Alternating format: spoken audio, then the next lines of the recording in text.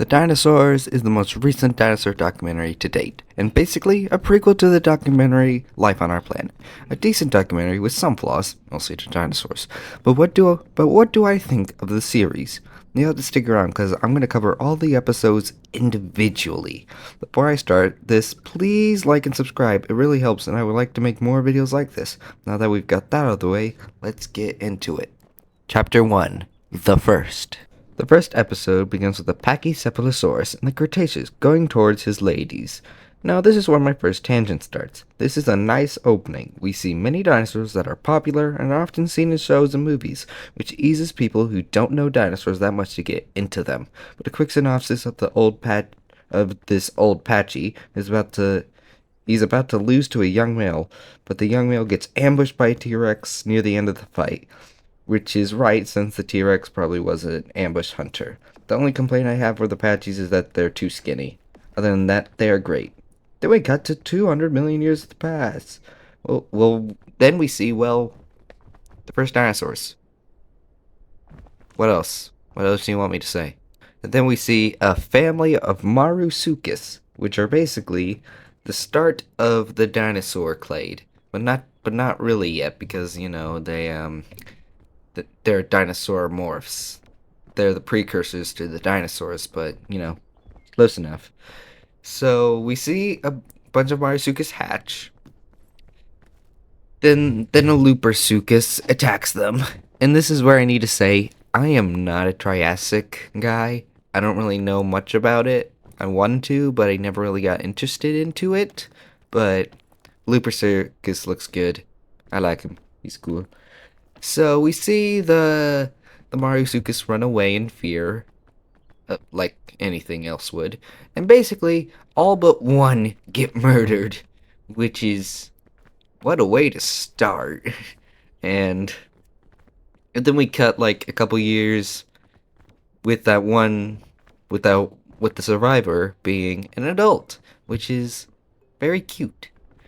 Also, I need to bring up the design for the Marsupials. It's really cool. I love the plumage. It's so nice. And then we see the Marsupials try and steal food from a Lupersuchus that is sleeping on, like, a dead thing. Which, I like. It's pretty charming. I like it. I like it.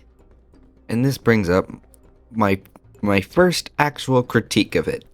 So, throughout the first episode, and the entire series as a whole, they represent dinosaurs as separate than reptiles. They're constantly saying dinosaurs and ancient reptiles war or something along that lines. So they're forgetting to say that dinosaurs are reptiles, which is a critique I have. It's not that bad. Like, if you know dinosaurs, it's just kind of an inconvenience, but if you're new to dinosaurs and you don't know anything about them, it'd be nice to clarify. Okay. And then we cut a few more million years later to see a Plateosaurus. I like Plateosaurus. He's a silly little guy. Well, actually a silly big guy. I would be scared if I saw him in real life. The designs look good. Giant, long necks. Theropod stance. You couldn't realize in the Triassic period, basically all dinosaurs had the same body plan. Yeah, their designs looks great, like usual. Then we see a Compy, which also has a very good design. It has like a red throat thing, kind of has bluish green colors, and yeah, they're basically saying carnivores are starting to be put into the mix for the dinosaurs, which is good. I like it. I like it. And then we go from that to another few million years. You're gonna see that this is a very fast-paced show because there's only 4 episodes and each one is like a little bit over 40 minutes. So they sort of need to get through quickly and oversimplify, which is going to be a tangent for later, but... So, we cut a few million years again to see pterosaurs. Well, this brings up my second nitpick. And it's that the pterosaurs are, well, they don't give them names. That's a big complaint I have for dinosaur or prehistoric animal documentaries in general, is that they don't say their exact name. Like, Prehistoric Ice Age was a big contender for that. It was like the the giant sloths in it. They just called them giant sloths and didn't give actual names, which is kind of annoying because I would like to learn what they are, but I can't because you haven't told me their name. Nah, that's mostly for pterosaurs in this show, but you know when it shows up, it's kind of annoying, a little annoying. So we see that, and then we see a Lillian Sternus try and hunt one. If you don't know what Lillian Sternus is, like me, it is some sort of no, not homesick Naphis. But the Lillian Sternus looks good. I'm gonna bounce off of what I last said, and it's that I don't remember the name for the species, like family group it's in. It I have bad memories, but what they did with the Lillian Sternus, which was interesting, is that they gave it speculative crest. Like when I first saw it, I thought it was some sort of Dilophosaurus thing, but then I was corrected. It's not Dilophosaurus or that closely related. So guess I'm stupid. But yeah. Then we see the Lillian Sternus hunt the pterosaur. Rip.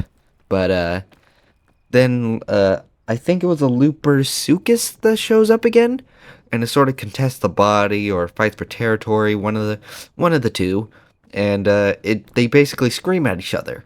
And what happens is the mountains behind them explode, like just go up, like just straight up explosion.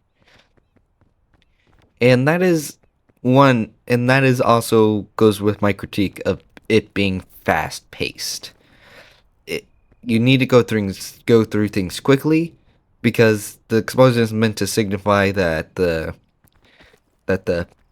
Pangea is splitting, but Pangea splitting was a more gradual thing. It was more like a slow cracking as things separate, and yeah, you get what I mean. A little too fast paced, but you know, who cares?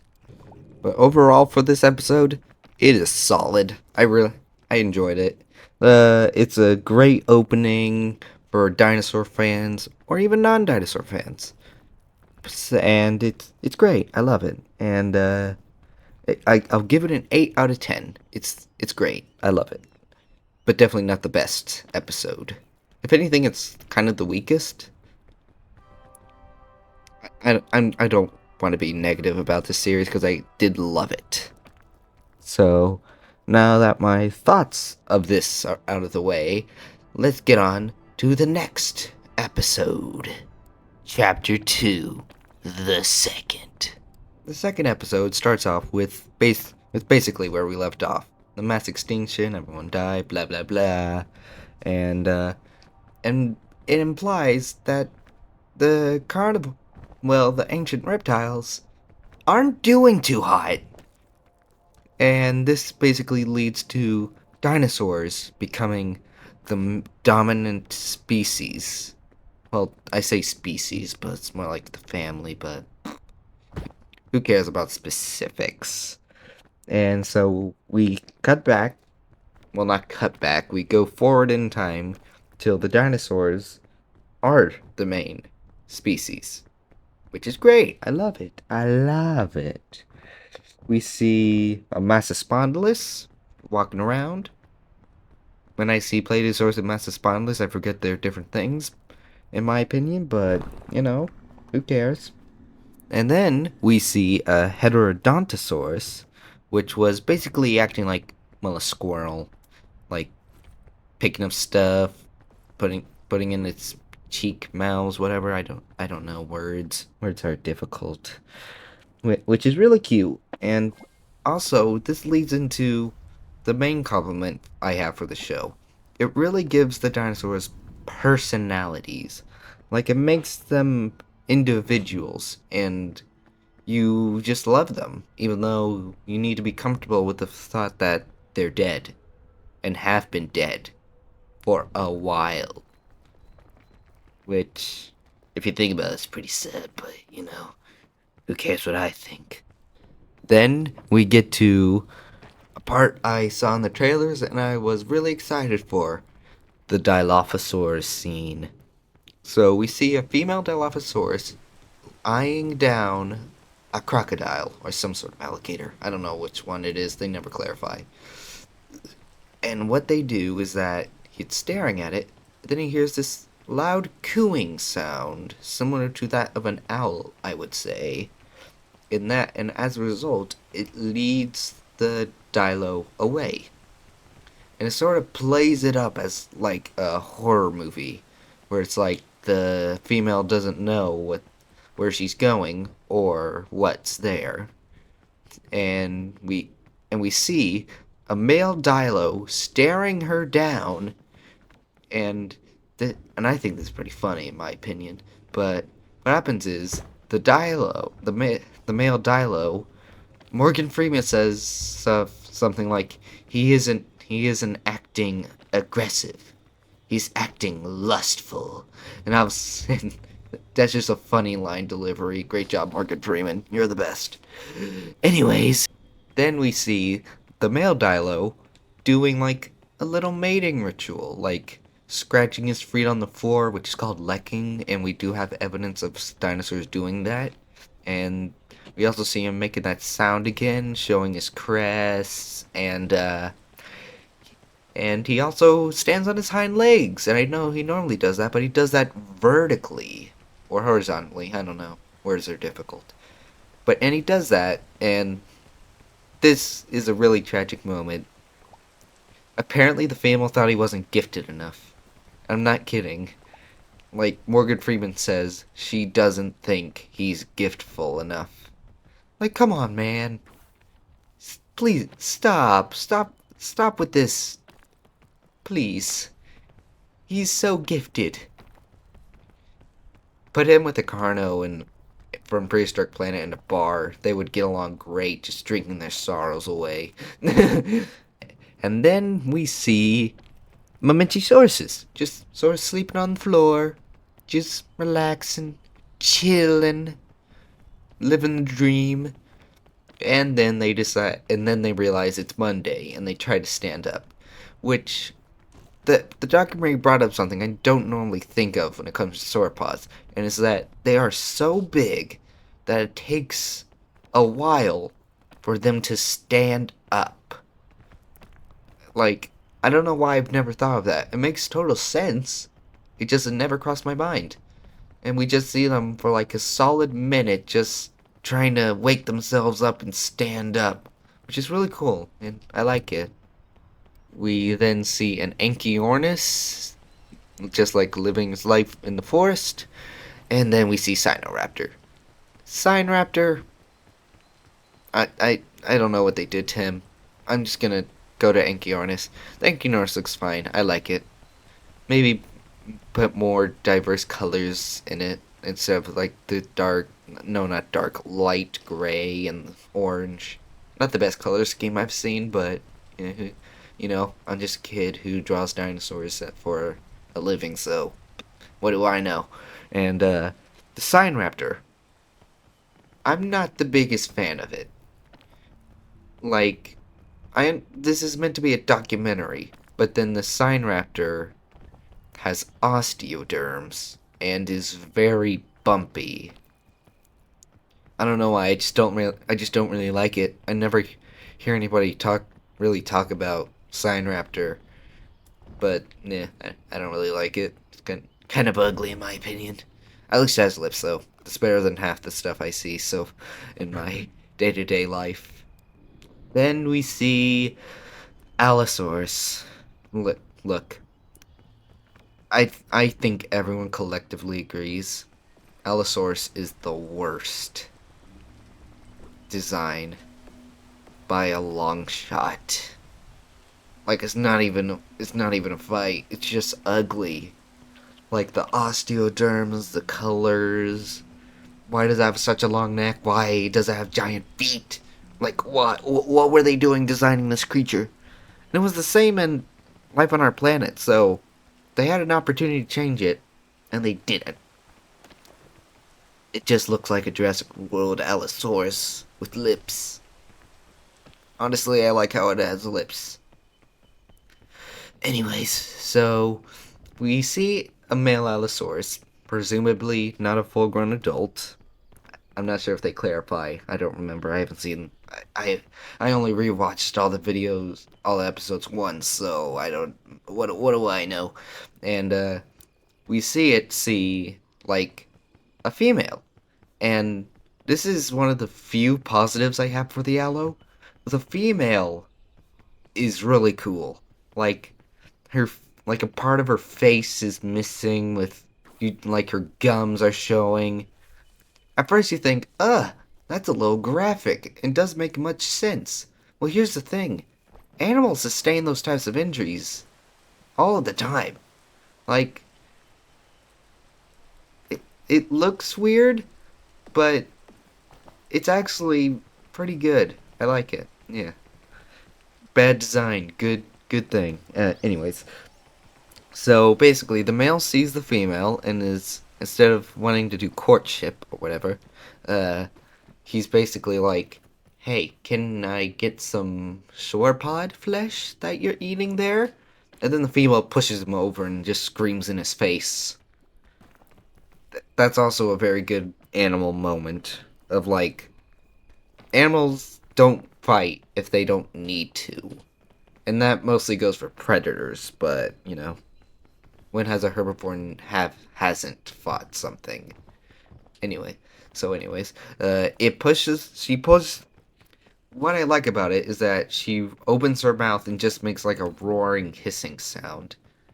I know most people don't really know this, but when animals are aggressive to each other, they often show their mouth to show like how dangerous they are, or like, look, I am a big scary with sharp teeth. Don't mess with me. Which is cool. It's cool. I like it. Again. Then we see the male. Not sure how long the time gap is between this moment and the last one, but we see the male watching like a herd of stegos. Also, the stegos are amazing. I love them. I love the textures, I love the colors. The only critique I have for it is the beak. Why does it look like that? Why did you give it a pointy beak like a parrot? Give it back its ostrich face. Put it back, please. I beg of you.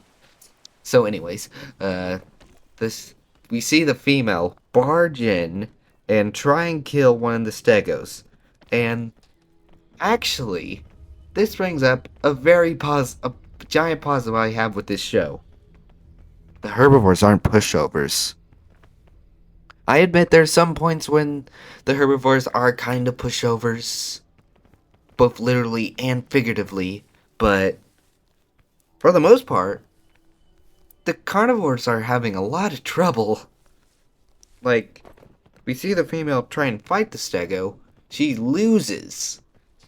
Like, the stego shoves its spike into her hip or something, which makes her cry out in pain. Which is good. I like it. I like when I see herbivores being badasses, basically. They they deserve that. Also, it's just more accurate, because let's be honest.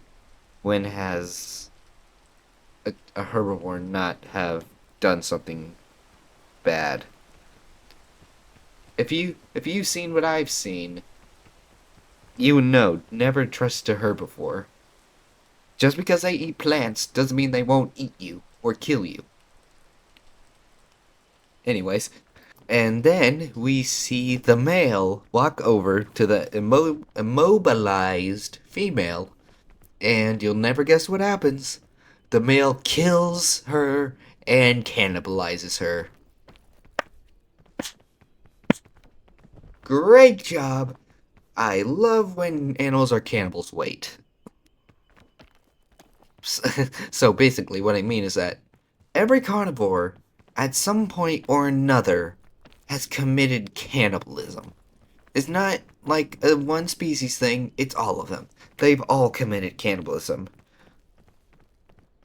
I'm looking at you, Majungasaurus. Everyone thinks you just killed Majungasauruses, even though you didn't. Sorry about that, by the way, Majung. You don't deserve to be known as the cannibal. So, anyways, we see it kill it, and basically that's where the episode ends. Yeah, the episode, but how it actually ends is that we're told that it's getting cold and it's starting to snow in some areas again, which is cool. It's leading to the one of the best designs in the series, but it's I like it. I like it. I like it. I like us. And overall, the episode is good. It's pretty good. I would say it's better than the last one because we get more dinosaur stuff. But I would say they're at very similar levels. Just this one's definitely slightly higher up, and and I don't have much to say other than the owl looks bad, but for some reason has the most animalistic moments out of any dinosaur. Don't ask me why. I can't figure it out. I think that was the compromise the producers of the show thought. If you hate this design so much, we're gonna give it the best moments. What? Why use that logic? I don't ask me. I don't know. Chapter 3, the third. Dun dun dun. So the third episode begins with a bunch of sauropods walking through the snow. I know that I already brought up how they don't really mention names a whole lot, but I feel like I need to remind you, I have no idea what this sauropod is. I know it's somewhere, but I just didn't really care to find out, because sauropod, I guess. But one thing that's not forgettable, the Eutyrannus. This is easily the best Eutyrannus I've seen in so long. The feathers, the head shape, how it acts, everything about it. It's so good. I love it. It's cinema. It's cinema, people. It's cinema. So, anyways, we see the Yudi kill one of the young sauropods, which I don't really know a whole lot about Eutyrannus, but from what I know, this is possible. Again, don't know as much about Yudi as other dinosaurs, probably. But, yeah, I liked it. I love him. I'm gonna keep him forever. Anyways, let's continue on. Then we see, like, what's left of the stegosaurs slowly dying off because of flowers, and that the flowers are more deadly, which is pretty accurate to what actually happened. And yeah, we just see like a young stego not able to eat anything and starving, and it's sad. This is such a sad series overall, but anyways, we see a Peloropletes. I'm just gonna call it Pelo because I can't keep saying that. We see it swimming in the lake.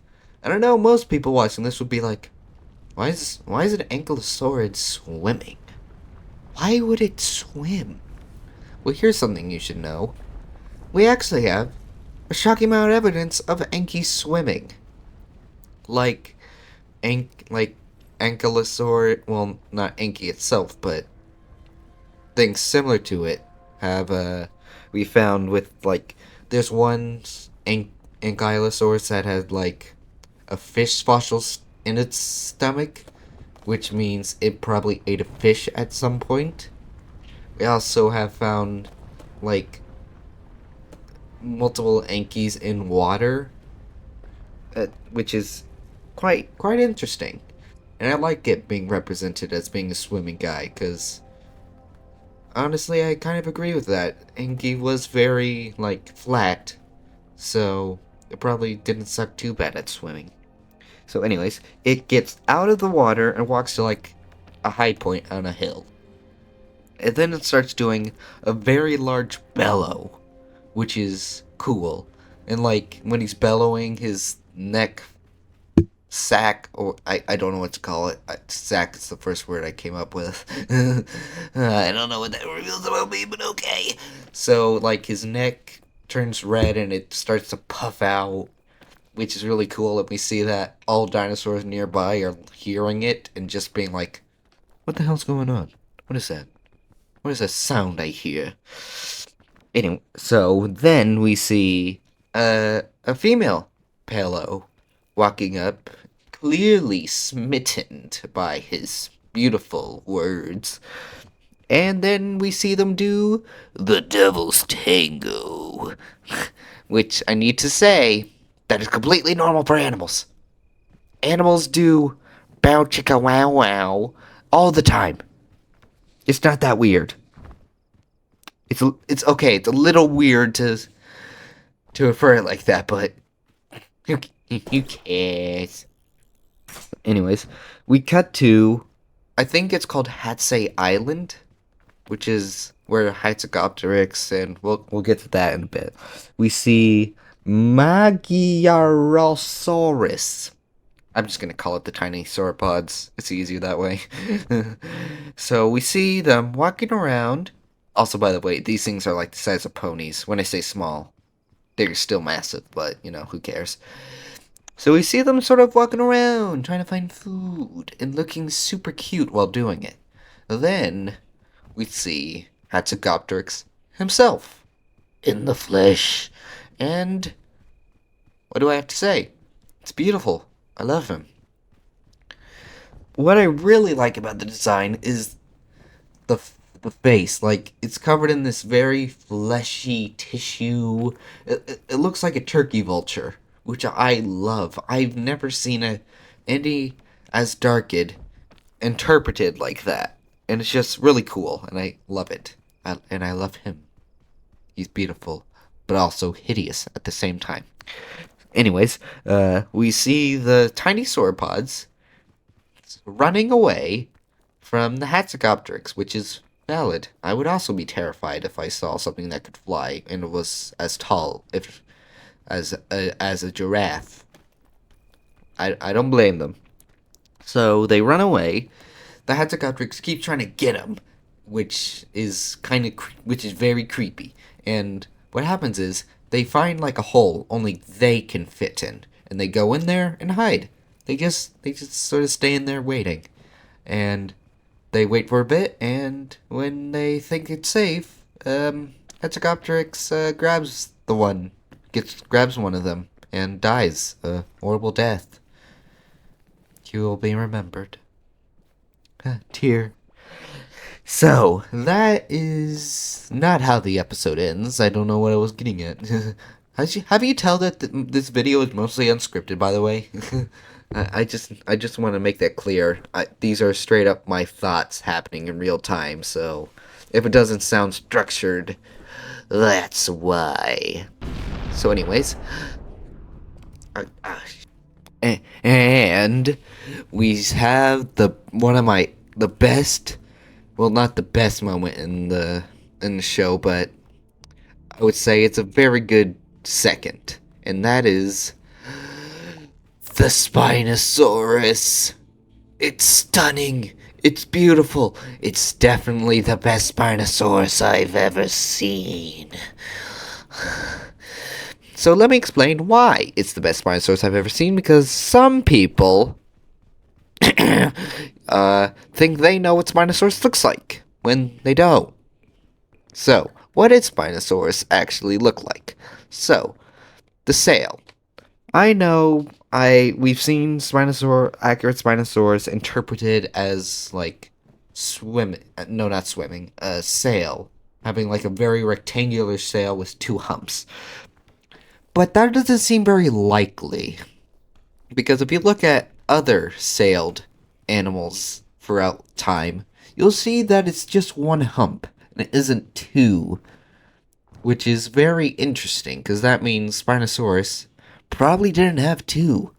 It probably just had one and was more of a semicircle, like how you originally thought it was.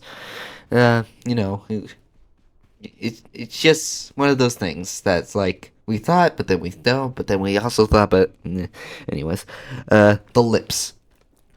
I love when I see Spinosaurus with lips. I I love Irritator in Jurassic World Evolution 3 for basically that reason. And you may be thinking, well, if it's like a crocodile type thing, why would it need lips? We don't know. We have as much evidence to disprove they had lips as we have disproving it, which is sort of telling you that if they had lips or didn't have lips, they're both considered as accurate as each other. So it doesn't matter how you interpret them.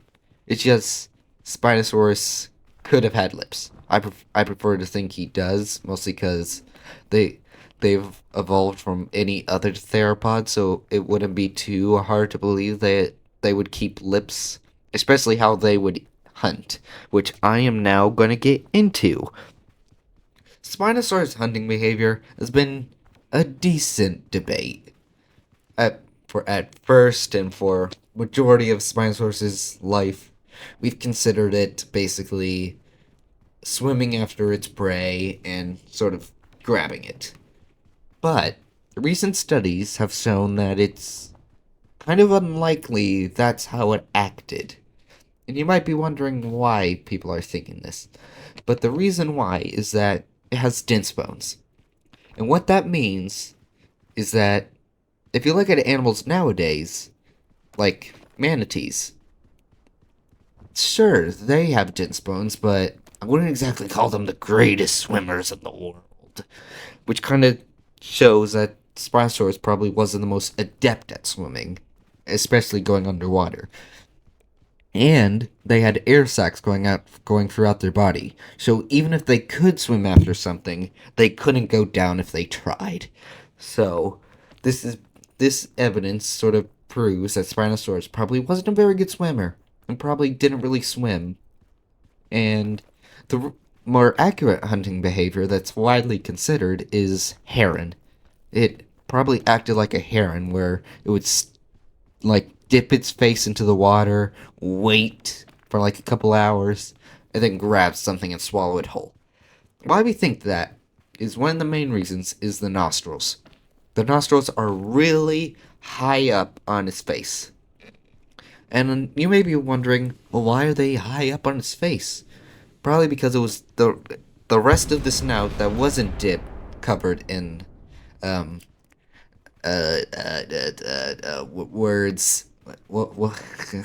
Sorry, I had a brain fart there. The rest of the snout. That's what I was thinking. The snout would be dipped into the water, and it would just sort of stay there so it could still breathe, which is one of the many reasons why it is considered that it was acted like a heron. And now let's get into the actual show, even though I went on a giant tangent. I just know some people will disagree with my opinions and think that the Spinosaurus is bad. Because it is not. It is an amazing Spinosaurus, and I love it to death.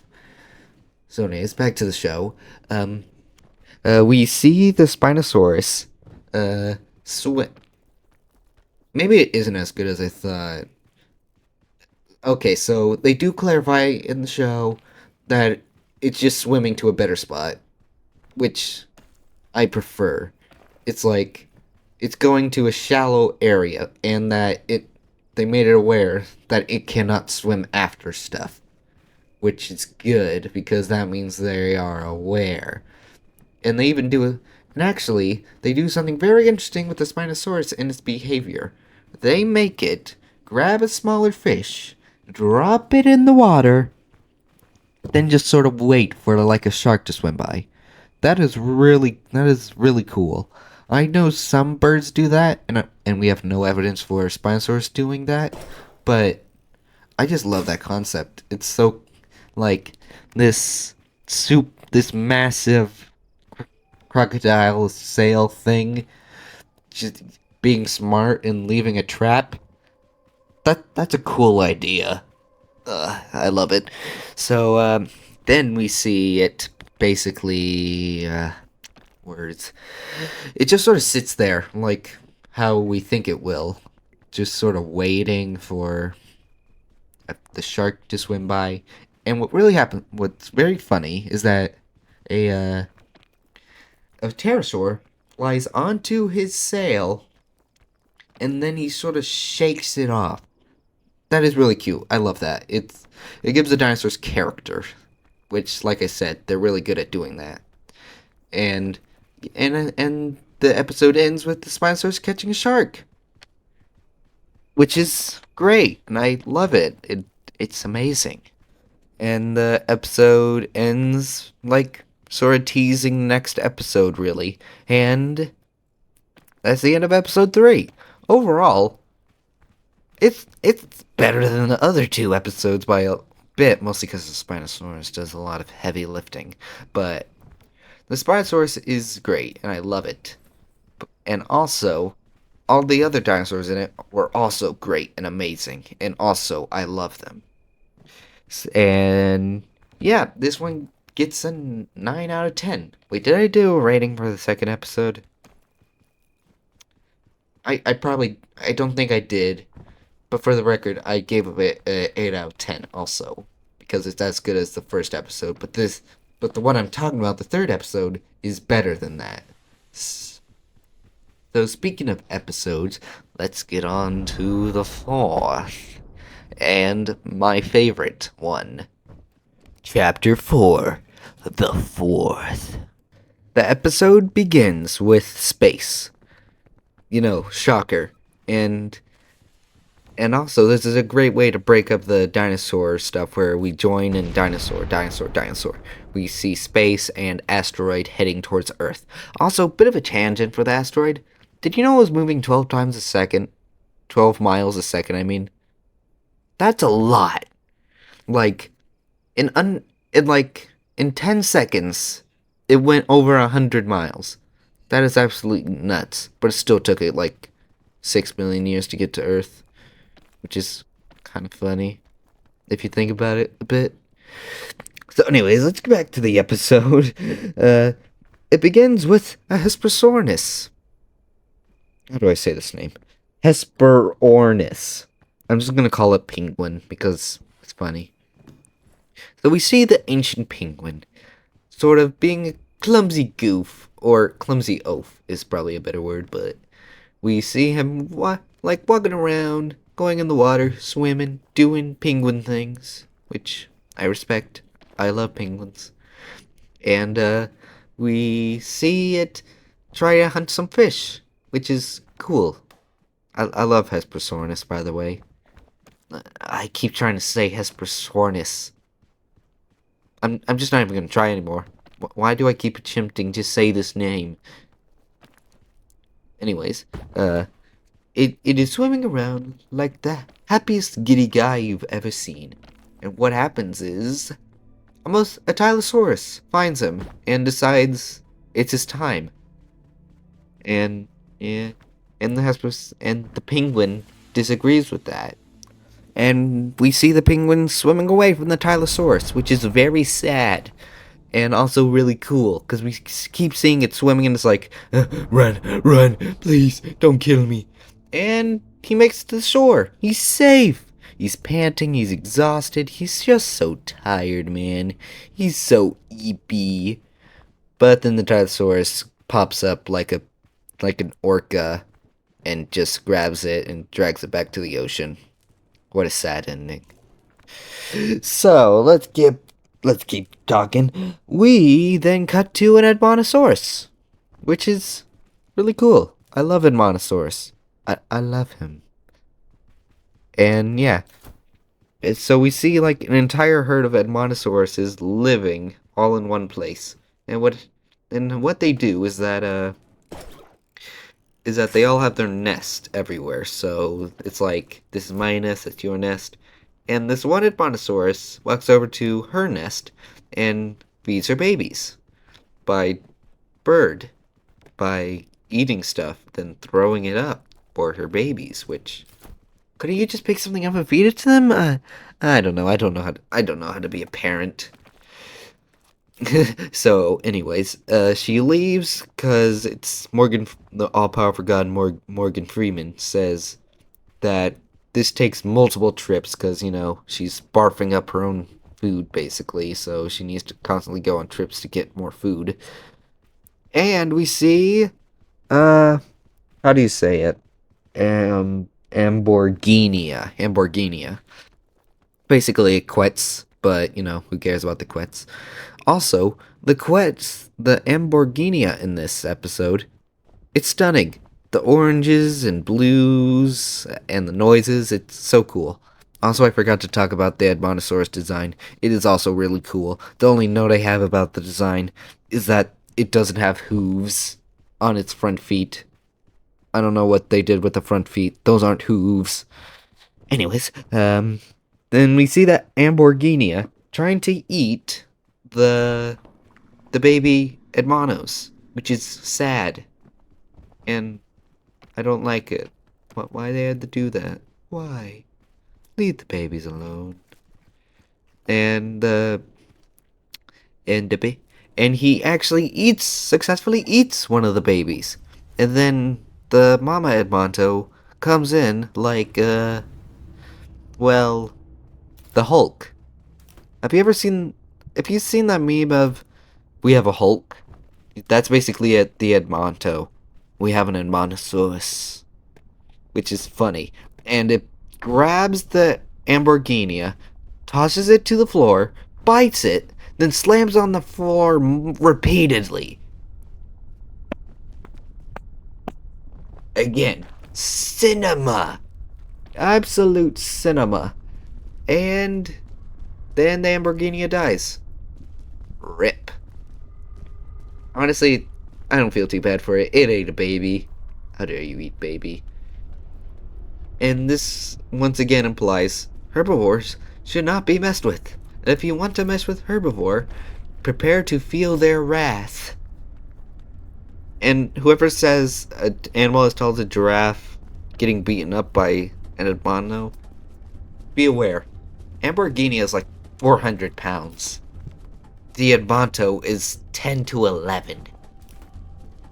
It's not that big. It's quite a big difference, so to those people who disagree with me, suck on that. Sorry, no offense. Anyways, we do a full circle moment with the... Do you remember on the beginning of the first episode we saw a Pachycephalosaurus fighting for ladies? Well, it cuts right back to that, and it's really cool. We do a full circle moment, and it's great, and I love it. The only note I have is that the Triceratops they show, it's mostly reused footage from Life on Our Planet. And they didn't make any new footage for Triceratops, I'm guessing. And if they did, it's very unnoticeable. Anyways, then we cuts to midnight with an Ankylosaurus walking through the rain. And I know it, and you know what I'm gonna say. It's the best design I've seen of an Ankylosaurus in a while. It's so good.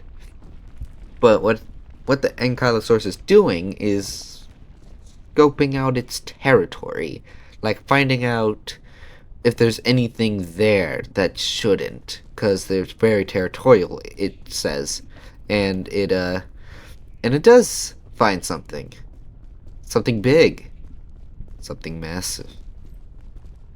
A Tyrannosaurus Rex. I misspelled that on purpose, by the way, so for whoever thought I was being serial, take that.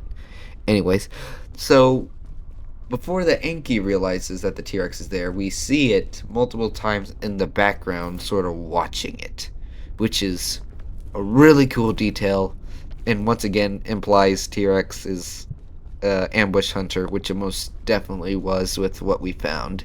And also, it's a giant predator, so it kind of has to sneak up on its prey, because, massive animal used to sneak.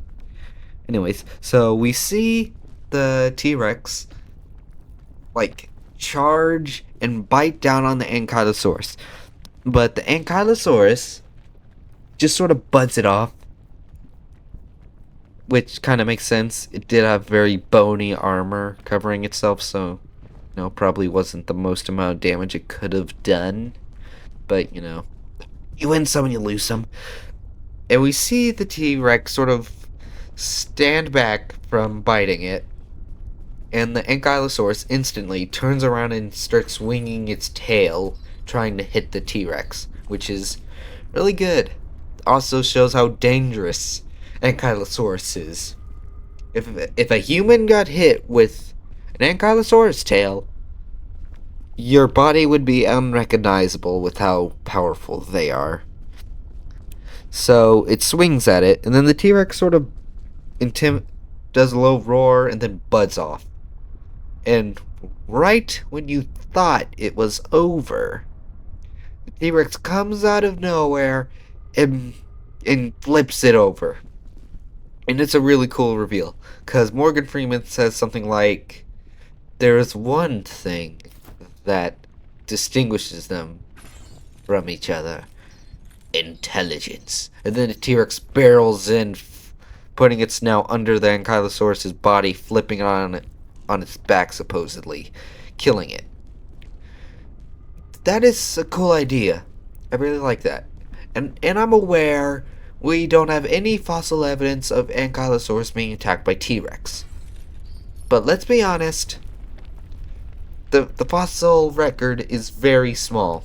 We will never fully complete it. And for all I know, there's probably an Ankylosaurus that did get beat up by a T-Rex. I would be surprised if a T-Rex never messed with an Ankylosaurus. Which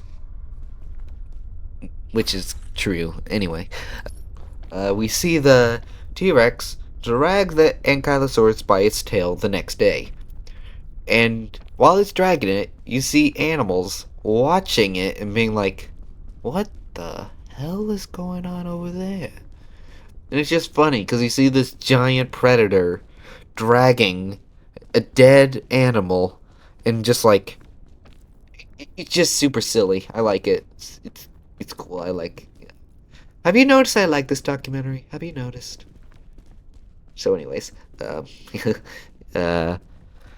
so when the T-Rex is done dragging the Ankylosaurus, we see it has babies, which is cool. But the babies do bring up one thing about me that I need to say. I'm pretty sure they were making this documentary under the idea that Nanotyrannus was still an invalid genus. Because look at these babies. Tell me they are not meant. Those are not Nanotyrannus. You can't. Anyway, so if you haven't somehow heard, Nanotyrannus became valid last year on October, which is really good because the genus has been debated over a long time, and for a moment we thought it was invalid because of evidence at the time. But what we did learn, but on October we learned that Nanotyrannus is valid and is its own genus, and we actually have two species for it now. So, I understand why the documentary doesn't have Nanotyrannus, or that the babies look a lot like Nanotyrannus, because this documentary was probably made more than 2 years ago, so they didn't know. So I don't really blame them that much. So yeah, it's fine. I'm not upset. You're upset.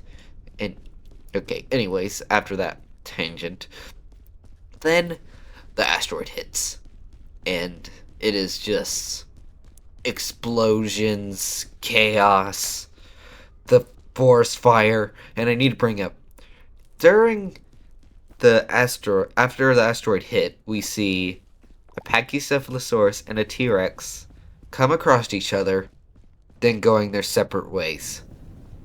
This is also while that was happening, there's a forest fire around them. So it looks super sad as like it's an apocalypse. We don't need to care about each other. And it's just so sad. This episode almost made me tear up. That's why it's my favorite.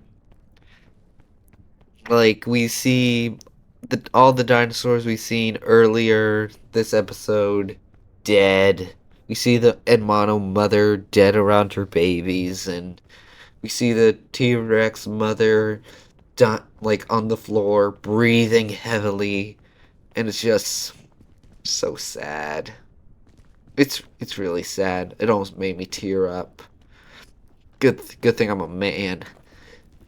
Anyways, then we see edited footage of birds, basically saying birds are dinosaurs and they survived to an extent.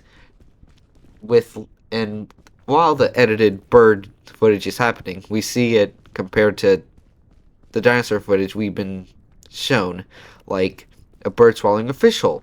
We see the Spinosaurus go with it. We see birds like dragging their feet across the floor, like the Dilophosaurus, which was lecking.